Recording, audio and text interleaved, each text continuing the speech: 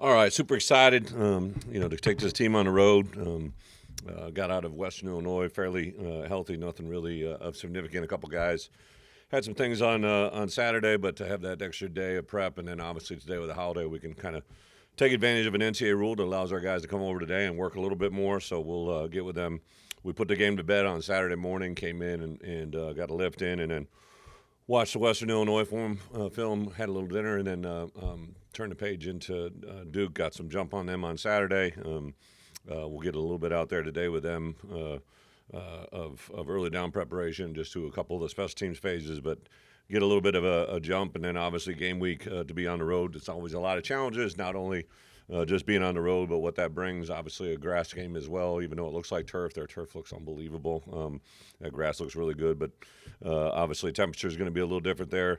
A couple other things that we got to factor into just traveling for the first time, even though we got a lot of guys that are back from a year ago. We got new guys traveling with us for the first time, so it'll be the first time that some of the transfers, Aaron just talked about those three guys up front on defense. First time Tommy, Kurt, and James, Leon Lowry, Hudson Clement, a lot of different guys on the offense. Jay Bo, it's the first time they've traveled with us, right? And sometimes there's this thing with transfers where everybody does it the same. So they just think what we did where they came from is what we're going to do here, and obviously we're just dramatically different. So super excited to have that challenge this week and get that going for us.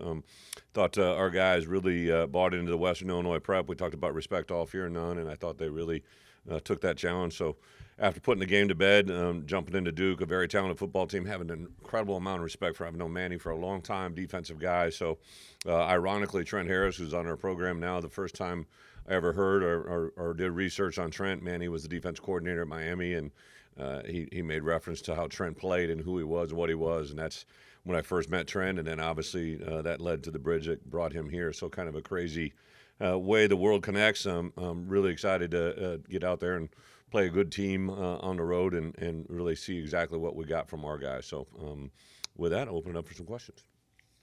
You mentioned on Friday night you didn't expect Juice Clark this coming. Is that still? There is a chance. Yep. They didn't want to rule it out. We met on Saturday. We had those lifts early morning, and then I let Chase go through the process. And Juice did start running, but he isn't cleared for practice tomorrow. If we haven't had him out on practice by Thursday, I don't know if he'll be at the game. But I did the good thing, as bad as it is, right? Like we'd love to have Juice with us, but he unfortunately strained that thing probably 2 weeks out from game day, so he's been recovering for a long time. You guys maybe just found out that day. He had not been with us game plan wise for the last 2 weeks, so it allowed a lot of the guys to get reps. Aiden Knappich has been out for a while. Yeah.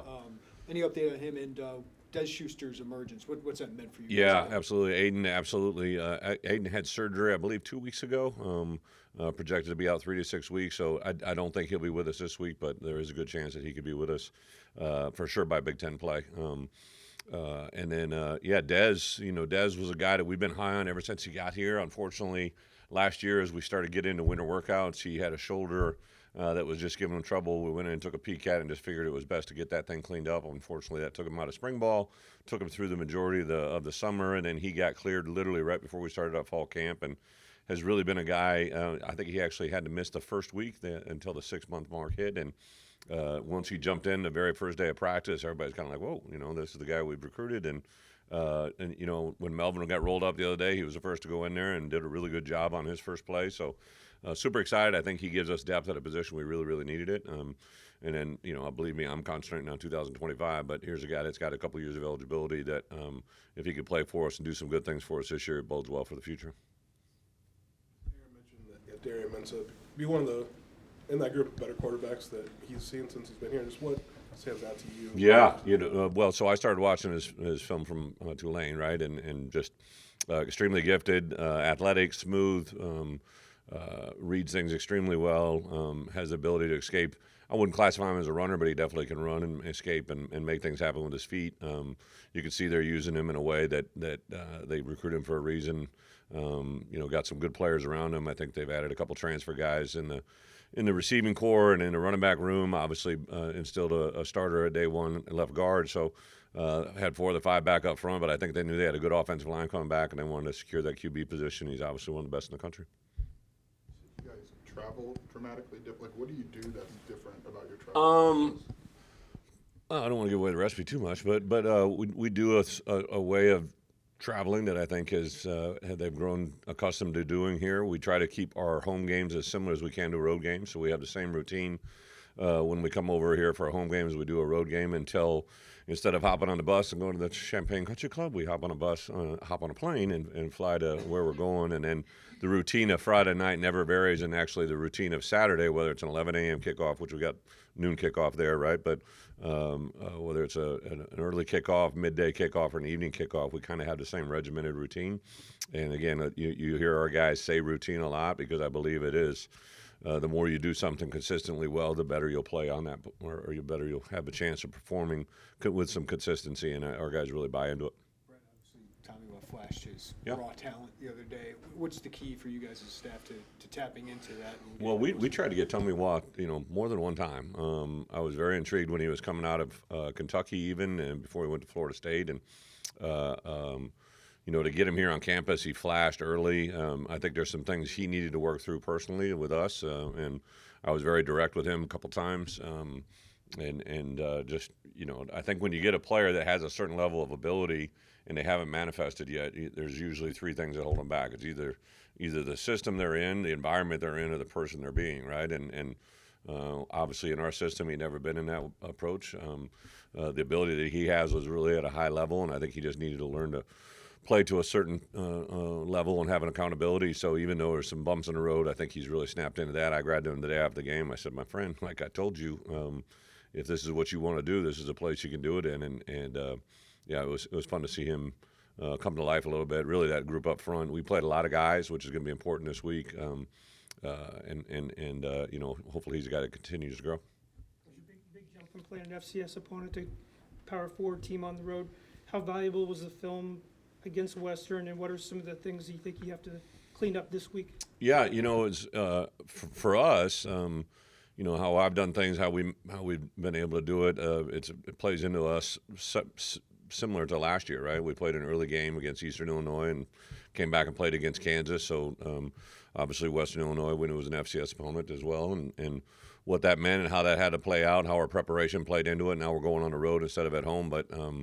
I have a lot of respect. Obviously, Duke, they were playing Thursday night before our game, right? So we had a chance to peek at them a little bit. And, I think those first games are always good things to get through and fortunately get out healthy and with a W like they did as well. And now the big jump, in coaching, it's not just coach speak, right? I think you do usually have a huge jump from game one to game two just because it's the second time you've gone through. But it's not the game, it's the routine, right? So, like I told them, hey, this should be the best Tuesday of the year tomorrow, right? Like it's our best Tuesday practice. It's only our second one, so it needs to be better than last Tuesday. And if that happens, then you got a better chance at Wednesday, better chance at Thursday, and better chance at Saturday. And that's just how it works. Three safeties, quite a bit, I guess, against Westerns. How much has Mac maybe made that decision where you just have to get all of them on the field? Yeah, I think Mac is just kind of every day I watch him do something. I'm like, holy cow, right? Like he's just very, very gifted, very talented. It allows us to roll guys. Has the ability. Obviously, Aaron has a little package that has him, Mac, and Miles, and Matt. All three guys using their abilities. But Mac probably him and Tanner Heckel might be two of our most explosive players on our football team. I think they just get the stereotype of being a Central Illinois kid from a small school that maybe didn't get overly recruited. Having certain abilities and skill sets, but I mean, there isn't. I promise you, there isn't too many times I don't go in that building during the out of season. It could be an 8 o'clock. Grab something in the office, and Mac will be in the weight room. I mean, he's just always in that building. He's always doing something to make himself better. Incredibly intelligent player. He does a lot of really good things with his mind as well as his athleticism. So, yeah, the sky's the limit for that guy, and very, very valuable player for our football team. 12 personnel going in. We saw a lot of 13 on Friday night. What do you like about that, and how does your tight end room? Yeah, it's for the first time in our time frame of being here that I've had a group of tight ends that I felt could be that impactful in our game. I think Cole got in there, got his feet wet, was awesome, right? That's the first time he's played football in a long time. And then Stoff and Christian Abney, both those guys had not played for us. So to get those three guys involved in the game plan, I'm telling you, Jordan Anderson is just another guy that just continues to impress us. And give us his skill set. Tanner Arkin was as good as he's ever been. We actually probably can help Tanner play better by playing him less, as crazy as that sounds, right? Like I think we overtaxed him last year, so to roll guys through there and to have 5 tight ends that can kind of go in there and you feel pretty good about them being able to play championship level football or winning football at this type of program is a good feeling. I think Barry really felt it as a play caller, so super excited about that. But I would also tell you those wide receivers played a lot of guys, but without a doubt, I think Colin Dixon and Hank Beatty are 2 very talented players that didn't get a lot of reps. Hank obviously made production out of the opportunities he got, but I was excited to see the growth of Hudson Clement. Obviously, J-Bo did some good things, and then both Kapka Jones and Malik did some really good things, and it's kind of cool to see Rio get in there on that last play and make it. So we got a bunch of guys out there on the perimeter that can play, and excited to see them grow. During your time, both here and other stops, what's been kind of the key when you go on the road against a Power 4 team? What's a key or two that really makes the difference? Well, I think actually, for me in my coaching career and playing career, I actually kind of like being on the road. Now we got a home field advantage here, so it's a different animal, right? Now we got something going here that's pretty awesome. But I would say one of the things that going on the road allows you to do is allows you to come together as a group, right? I remember when I first went on the road our first year, I really talked about it that Penn State week. I could feel things coming together, and I'm like, hey, you're going to go in there, you're going to be up against 110,000.